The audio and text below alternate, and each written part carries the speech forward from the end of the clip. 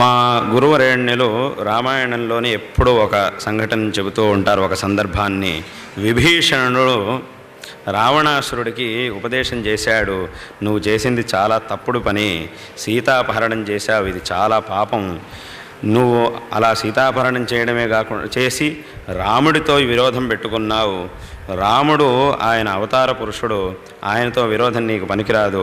వెంటనే సీతా అమ్మవారిని ఆయనకు అప్పగించి ఆయనకు శరణాగతిక, అప్పుడు నీకు నీ ప్రాణాలు నీకు దక్కుతాయి, మళ్ళీ నీ రాజ్యం నీకు దొరుకుతుంది, లేదంటే సమూలంగా నాశనం అయిపోతావు అని చెప్పినందుకు, మంచి మాటలు చెప్పినందుకు రావణాసురుడు వాణ్ణే అక్కడి నుంచి బహిష్కారం చేసేశాడు విభీషణుడిని.